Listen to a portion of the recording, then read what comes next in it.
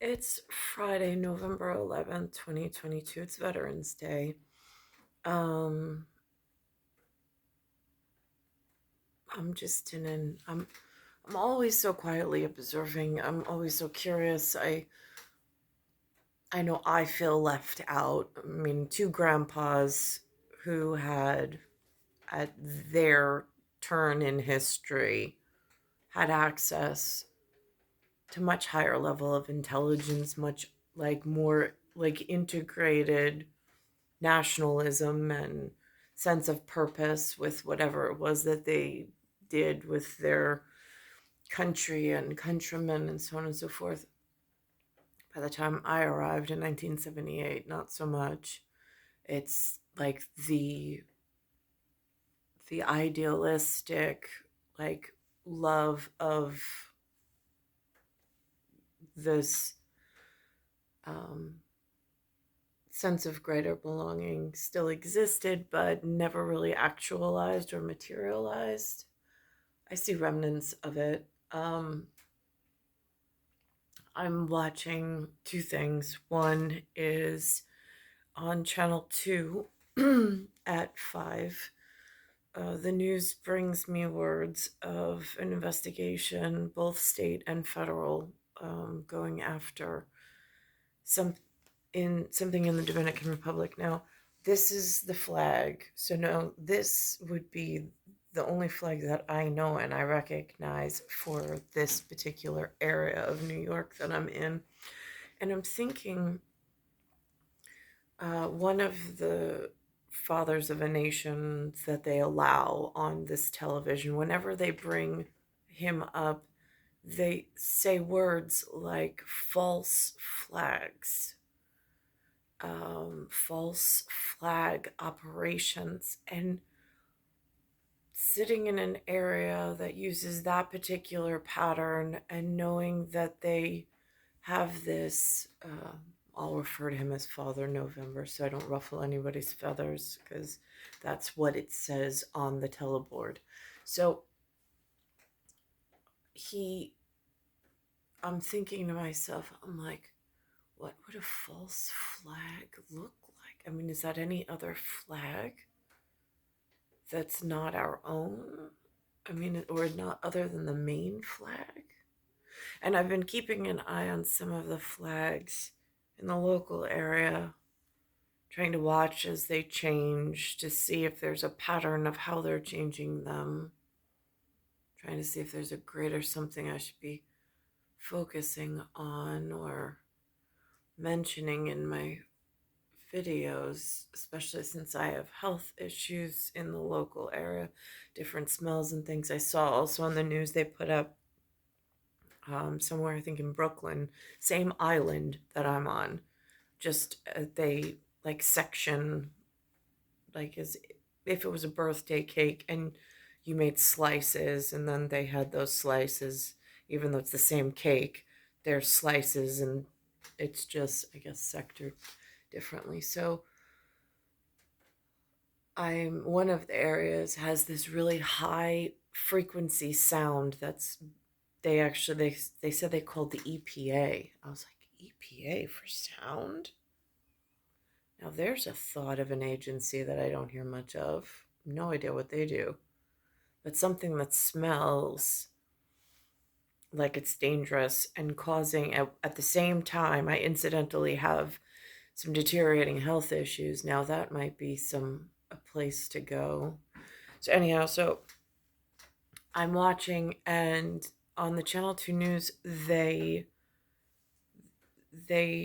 displayed this investigation with the federal and the state into Dominican Republic. They had teachers coming over and teaching in New York City schools from the Dominican Republic. And I'm like, now, how do you know if that's a false flag operation? Like, how do these things get checked? What agency does these things?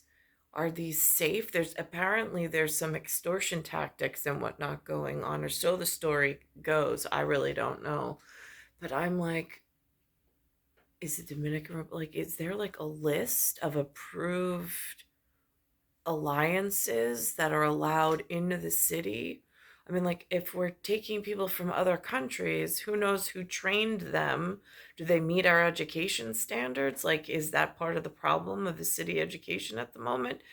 Is like there's no leading, like, there's the Department of Education, the DOE, but I don't know who's in charge of that. I don't know.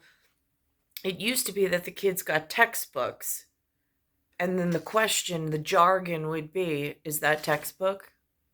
Is that textbook? Is that what they learn textbook? So they had like a like standardized consciousness of the things with ears that were living in this United States of America region.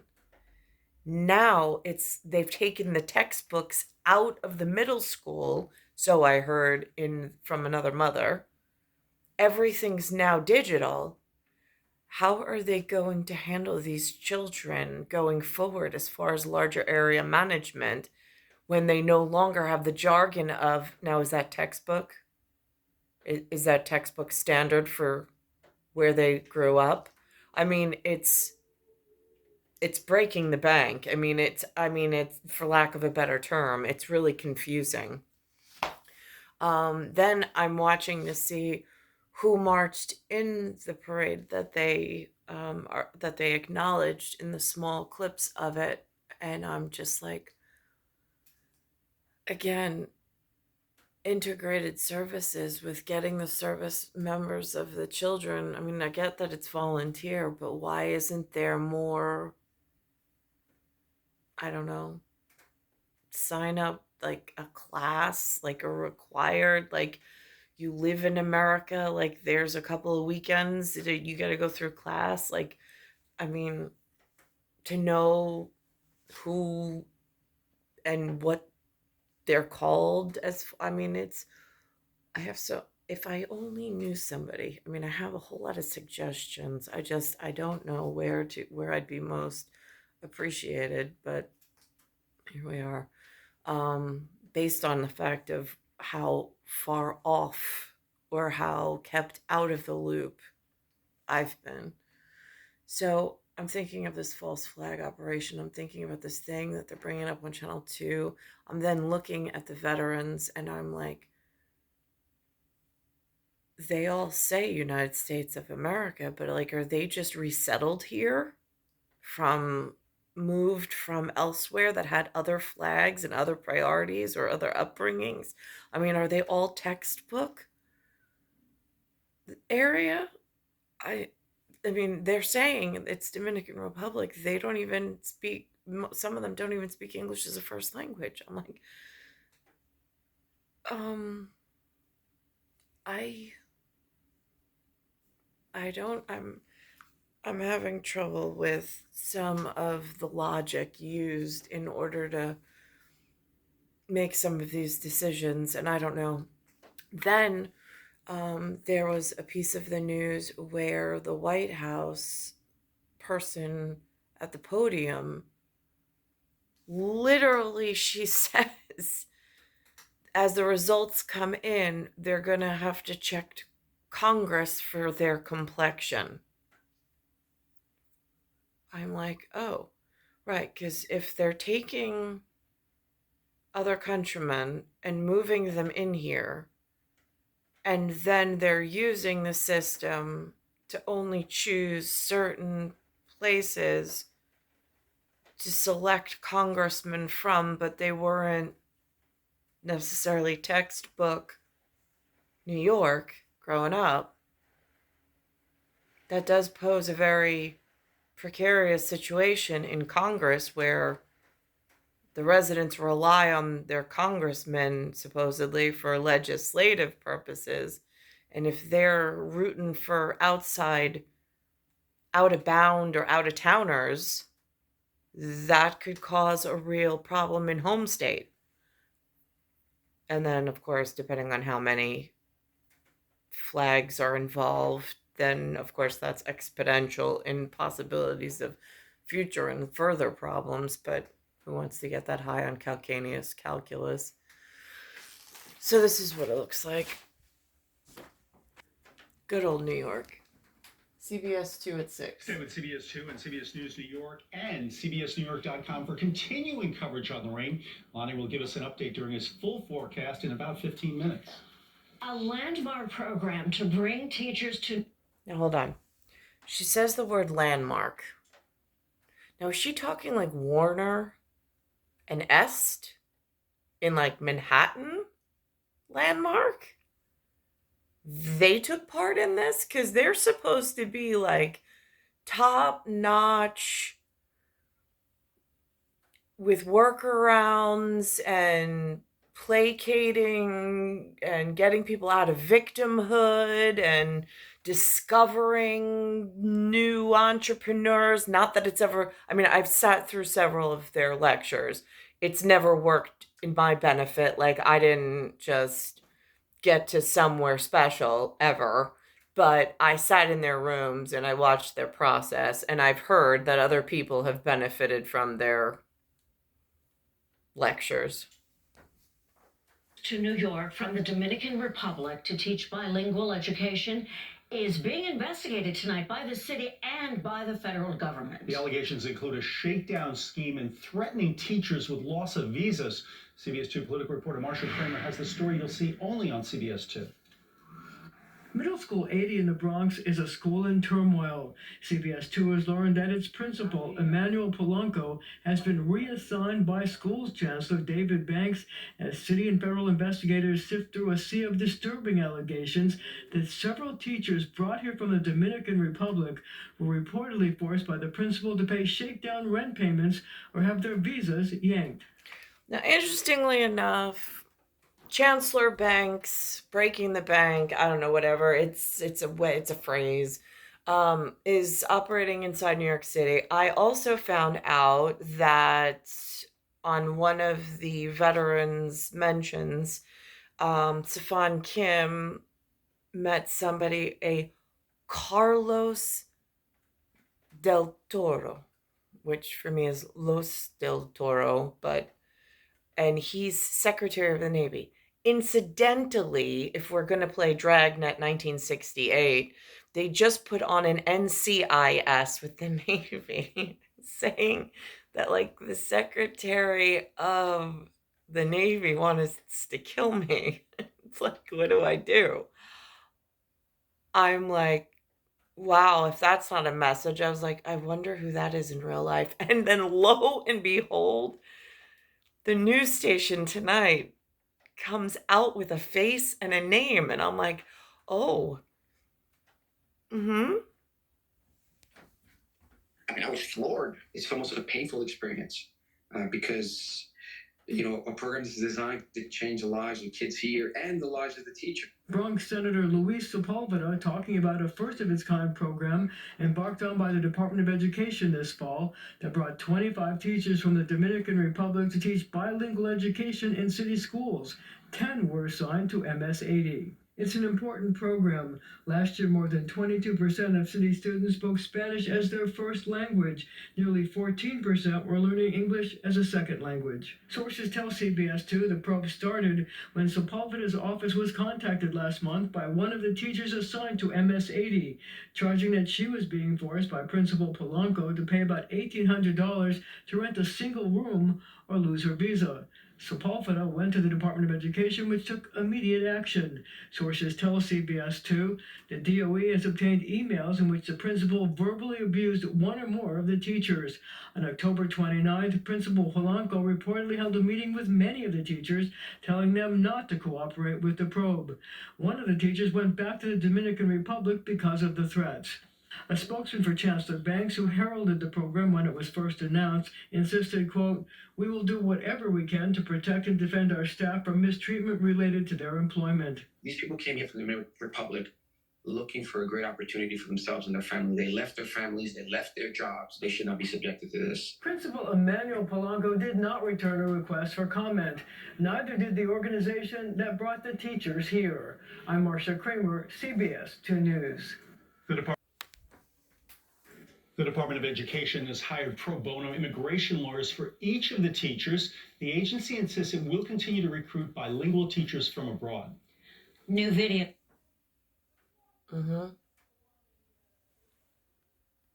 Now here's the part about the veterans. Dampen an annual tradition, the Veterans Day Parade of Fifth Avenue. Nearly 200,000 people participated, and along with the ponchos and umbrellas, there was plenty of pomp and excitement. Many of you watched the parade live here on Channel 7. David Navarro and Lauren Glassberg anchoring our coverage. Eyewitness News reporter N.J. Burkett was along the parade route in Midtown.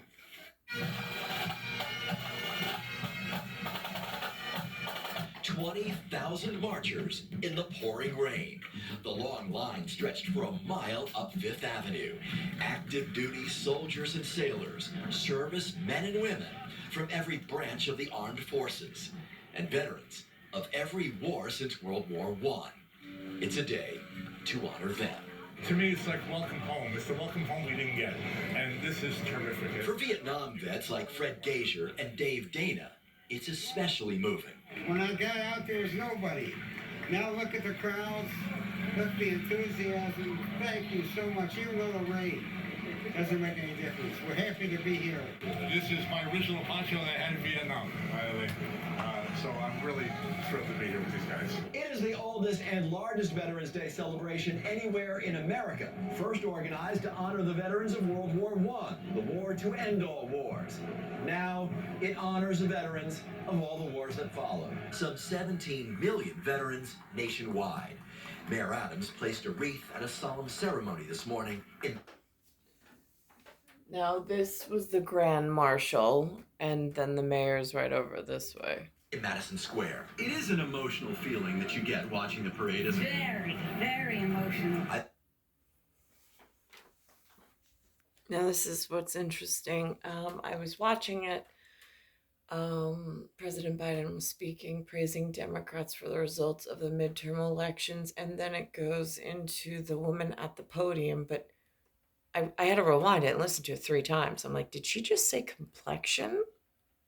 It's not a word I hear very often on the news media or the news outlet. I'm like, that's interesting that they'd be talking about that. I mean, like, it didn't hit, I mean, it's on Channel 7, but it was such a small piece. I didn't even catch it the first time I watched it because this is Thursday and I'm in Friday at the moment. And I was reflecting back to looking for something else. And I was just like, how did I miss that? Seats in the House of Representatives than they have under any other Democratic president's first midterm election in 40 years. But Republicans are still on track to take the majority in the House, while several key Senate races are still too close to call. We just have to see what the complexion of Congress is going to look like, and then we'll move forward from there. The complexion of Congress.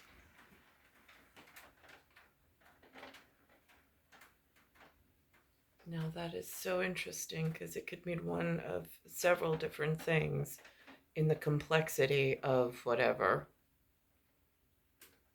But it also has something to do with immigration policy. Something has to, there's this, what I've noticed, the way that they've been painting the board is this military service and calling and traveling plan with some hospitality and leisure, and then lifelong benefits, but only offered to certain groups, it appears. They then are stocking this side of the pond with outside flags, and that's where I'm not clear where the false flag part comes in, because I'm on the side of the pond where this is the flag. I'm not sure which of the outfield or the out-of-towners or outbound participants here. I don't know who sets that. I don't know how to hand raise safely and ask, because there's been a whole lot of changes, demographics, districting, utilities, union workers, lifelong contracts of employment that are given to some and not others. And it's been an ongoing and growing concern. But now it's leading to like the next stage of concerns, with time being a factor of now the storyline appears to have grown some kind of grassroots or traction. Here's the service secretary, he said. But joining us right now is the service secretary for both the Navy and the Marine Corps. He is a New York native, a Hell's Kitchen and Astoria guy. So first, thank you for decades of service. Mr. Secretary, easy question to you. He says he's a sailor, so does not need an umbrella in this rain. What is it like for you to be back in your hometown on this day to be part of this parade? Thank you, Stephen. And actually, on behalf of our president, our commander-in-chief, President Biden, on behalf of our Secretary of Defense, Lloyd Austin, it's a great honor for me as the 78th Secretary of the Navy to be here in New York City, my hometown, to thank New Yorkers and to thank all the American people for their support of over 17 million veterans in this country and nearly 2 million service members who serve here in the United States and all around the globe. Well, thank you so much for being here. Thank you for your service, and we'll have a good time today, even though it's raining. If you are following us on social media, it is #NYC. See, for me, it's not a matter of respect. It's always much respect and admiration and reverence. It's just, why was there no effort put in to class and organization, or opportunity even given to the parents, so we were driven in the correct track or path to be participants and to stay within an intelligent community? Why were we shut out? What does that foretell or foreshadow of other things that are going on and have been paying itself and growing over the last several decades? While there's been like no handhold and no way to reach up and out. I also have the added issue of being jumped and hurt and harmed in real severe ways, and then everybody just disappearing like as if it didn't happen.